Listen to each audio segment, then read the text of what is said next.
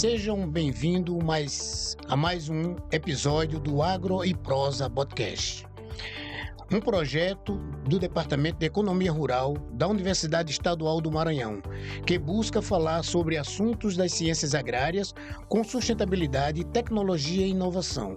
Eu sou William Melo, sou do quinto período do curso de agronomia. E a minha colega... Olá, bom dia. Vamos mais um podcast de hoje. Eu me chamo Elane, sou também do quinto período de Engenharia Agronômica e hoje estamos aqui em entrevista com a professora Maria Rosângela.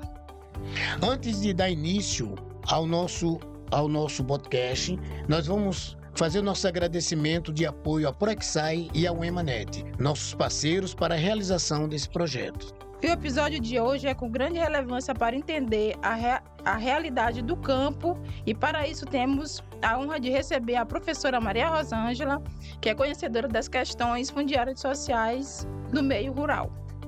Bom dia a todos e todas, eu sou a professora Maria Rosângela, professora do curso de agronomia, da disciplina agroecologia e também colaboro na pós-graduação em ciências agrárias.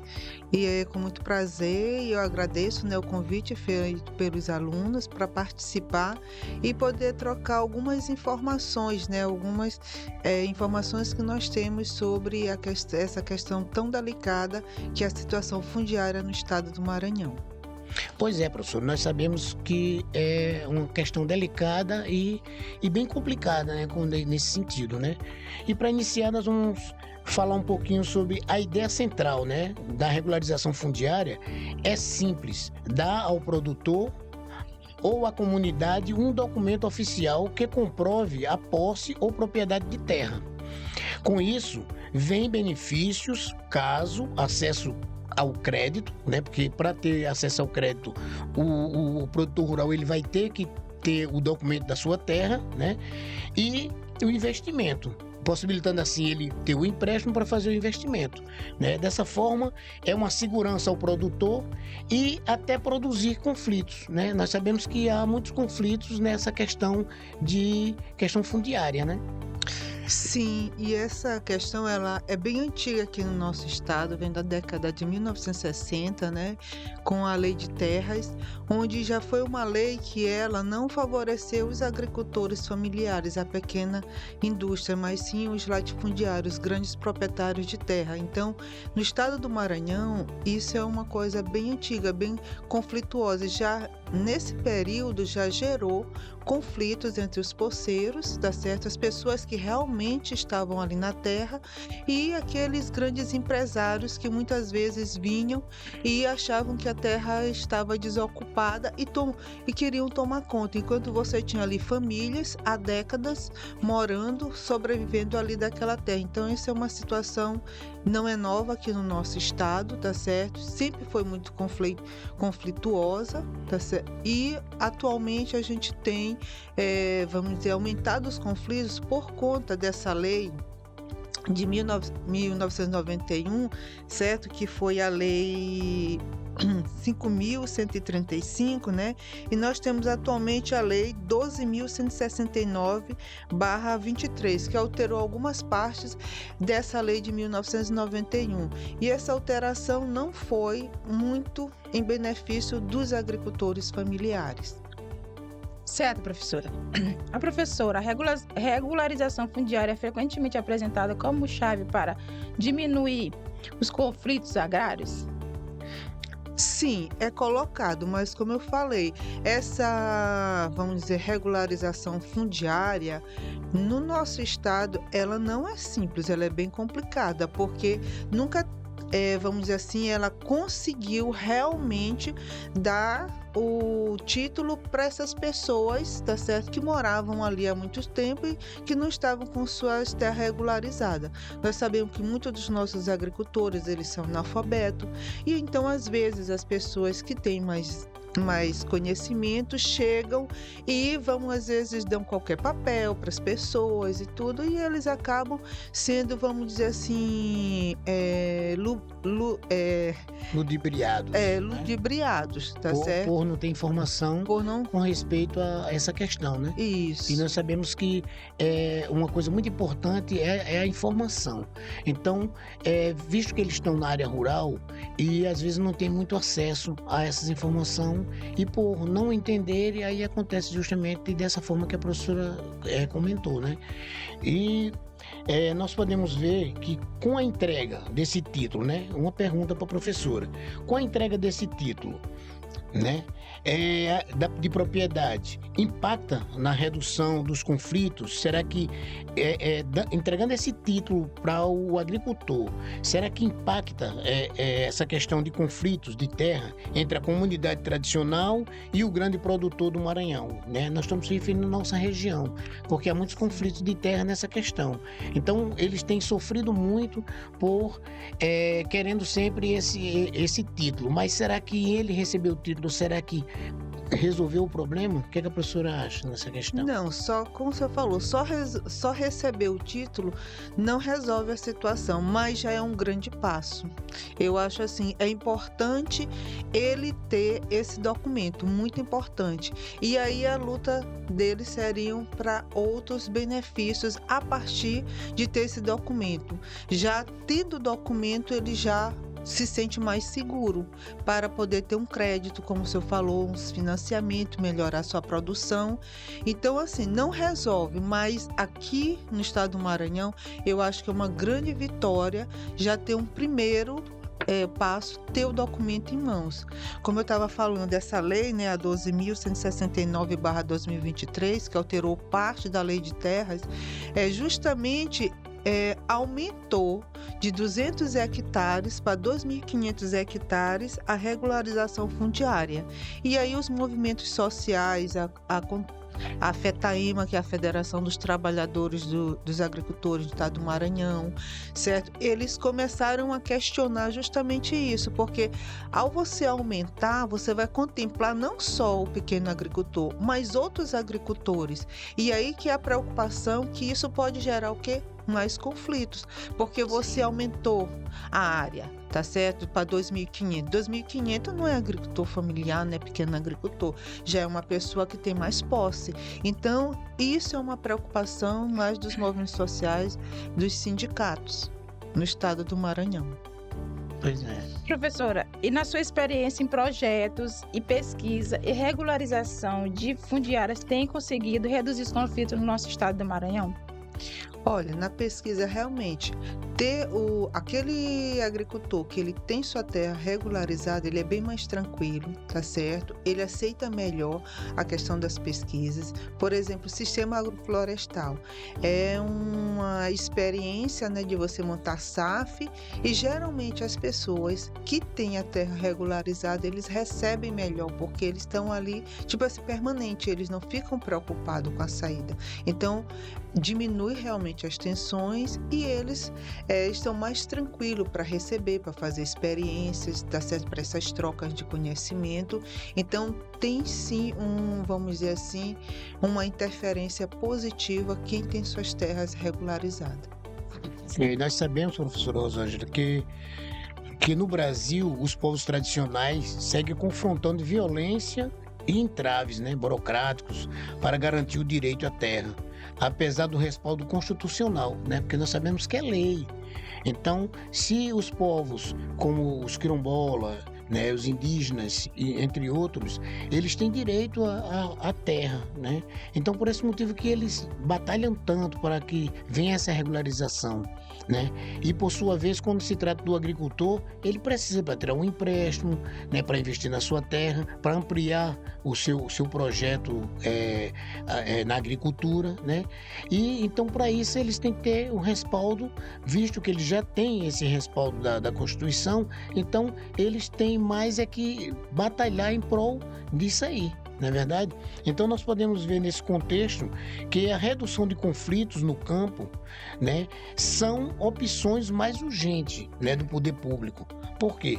Adotar para desburocratizar. Então, o que é que a professora acha que eles poderiam fazer para desacelerar, desburocratizar essa questão, né? Para que essas pessoas tenham realmente a sua, o seu documento, que aquela terra realmente é deles, para que ele tenha esse título, né? O que é que a professora acha que eles poderiam fazer para que venha, assim, facilitar essa questão?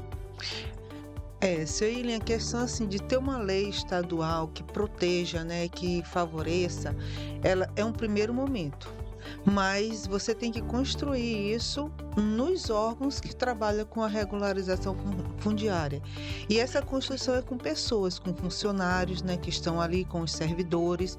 Então, você também tem que, tipo assim, eles têm que também ter uma capacitação. Aí entra muita questão da universidade, serem capacitados, às vezes fazer plataformas únicas de dados do INCRA, do órgão estadual, que é responsável direto pela regularização, com as entidades, que facilitasse um cadastro nessas plataformas, o acesso aos dados, que fosse disponibilizado para todos. Então, assim, existe realmente, às vezes, alguns entraves burocráticos, tem a lei, mas às vezes tem os entraves burocráticos, e eles deveriam ser mais simplificados para facilitar esse acesso. E às vezes alguns funcionários de órgãos, eles não têm essa informação ou não passaram com treinamento e eles estão lá. Então a questão assim, passa pela lei, mas depois passa também pelo treinamento, pelo melhor serviço, por plataformas que facilitem, tá certo? Essa, vamos dizer assim, às vezes essa assistência, essa orientação. Então assim, eu vejo mais nesse sentido. A lei é importante, mas também as pessoas depois, a continuidade, né, para que tenham acesso às informações. É verdade. Professora, na sua visão, qual universidade pode contribuir para essa questão? Que tipo de ações podem ser desenvolvidas na nossa universidade para a questão dessas? Olha, eu acho assim, estudos, né? Vamos dizer assim, projetos de pesquisa que estudem mais. A gente hoje tem no nosso estado uma situação muito séria, que é a questão da aplicação de agrotóxicos via aeronave, certo? Que tem gerado conflitos no campo.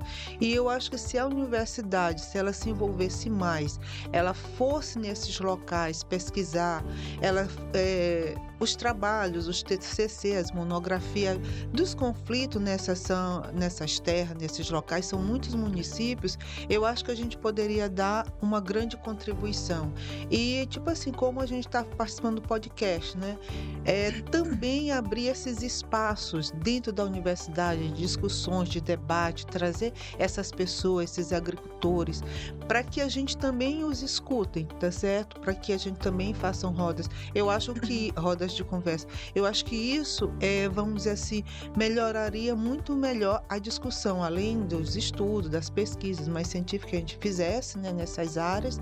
A gente também poderia fazer aplicativos, fazer trabalhos de levantamentos nessas áreas que pudessem ser mais ágeis, mais fáceis. Nós temos curso de engenharia da computação na universidade, então vamos dizer, um estudante da agronomia com estudante da computação, fazer um aplicativo que você fosse lá ao coletar informações, coletar dados, que isso fosse menos burocrático, mais fácil, além de a gente oferecer mesmo cursos, né, de cursos técnicos, orientações para os agricultores, também para os servidores, né, que melhor discutisse essa parte. Então, às vezes você penaliza ele, mas às vezes você também tem que dar alguma coisa para ele, algum curso, alguma formação, certo, da legislação.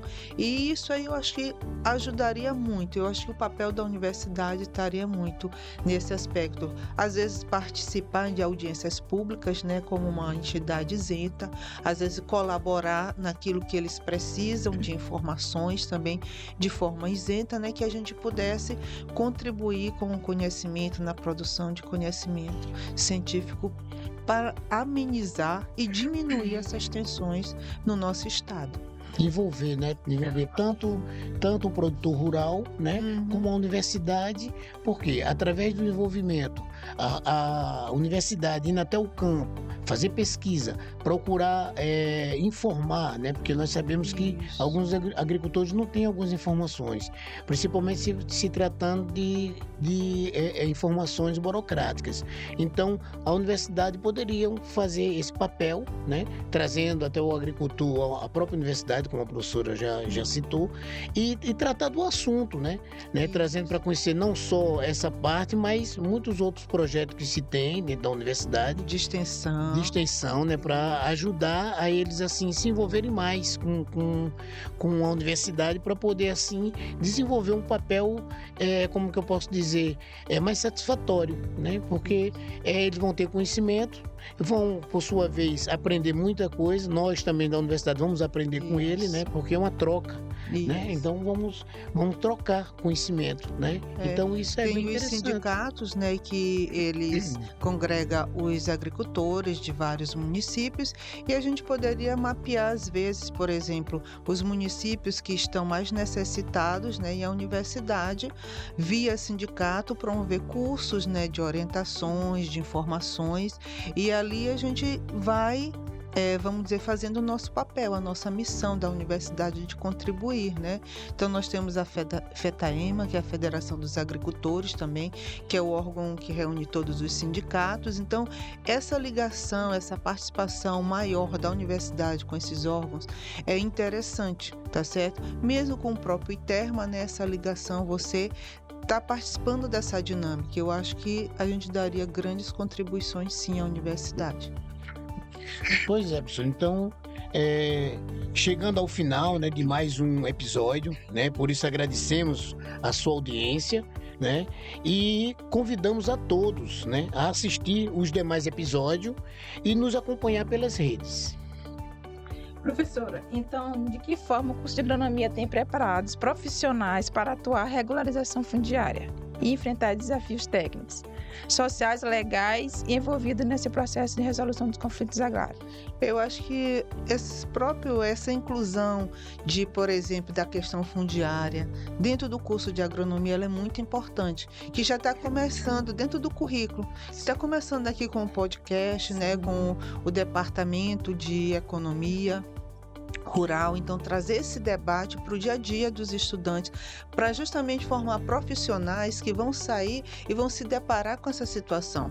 Nosso estado tem conflito, e como nós estamos sendo preparados, ou como nós professores estamos preparando vocês para enfrentar essas situações. Então eu acho que a universidade, na formação, na capacitação dos nossos profissionais, dos nossos estudantes, para atuar da melhor forma possível, minimizando esses conflitos, procurando ideias para que seja diminuído, facilitando, desburocratizando. Então muitos vão trabalhar nesses órgãos, né? Então eu acho que vai esse profissional já melhor preparado, sabendo que tem essa situação. Então a inclusão, vamos dizer, a situação fundiária no estado do Maranhão, como ela é? Ela perpassa pelo currículo de agronomia, pelas discussões, né?